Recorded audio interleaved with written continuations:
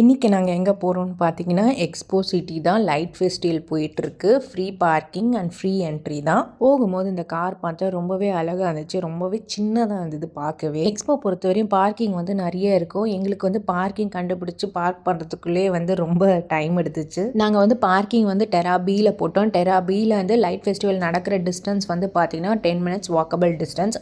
எனக்கு வேறு நடக்கவே பிடிக்காதுங்களா, 10 மினிட்ஸ் எப்படி நடக்கணும்னு யோசிச்சிட்டே இருந்தேன். பார்க்கிங்கில் ஜீப்ரா கிராசிங் பண்ணி வந்தோடனே இந்த வண்டி இருந்துச்சு. இந்த வண்டி வந்து பார்க்கிங்லேருந்து எக்ஸ்போ லைட் ஃபெஸ்டிவல் நடக்குது இல்லைங்களா, அங்கேயே கொண்டு போய் விடுறேன்னாங்க. பட் இது பே பண்ணோம் 580.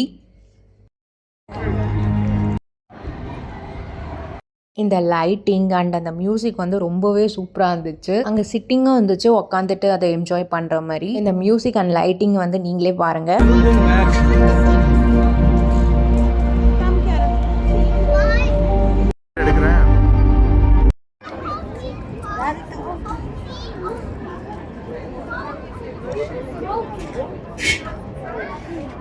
ஈவன் கிட்ஸ் ஆக்டிவிட்டீஸ் கூட இருந்துச்சு. இது வந்து காஸ்ட்டாக இல்லை ஃப்ரீயானு எனக்கு தெரியல. லைட் ஃபெஸ்டிவல் வந்து ரொம்பலாம் இல்லை, கொஞ்சம் கம்மியாக தான் இருந்தது. ஒரு 5-6 தான் இருந்தது பார்க்குற மாதிரி. அடுத்து வந்து ஆர்ட் ஃபெஸ்டிவல்னு ஒன்று இருந்துச்சு. இது உள்ளே போக வந்து பே பண்ணோம் 50-80 பர் பர்சனுக்கு. இது வந்து ஒரு 7 ஃப்ளோர் இருக்கும். ஒரு ஃப்ளோர்லேயும் வந்து ஆர்ட்ஸ் தான் இருக்கும். இது வந்து 50-80க்கு வந்து வர்த்தா இல்லையான்னு பார்த்தீங்கன்னா ஓகே தான் நான் சொல்லுவேன். பட் ஃபோட்டோஸ் வீடியோஸ் எடுக்கலாம்.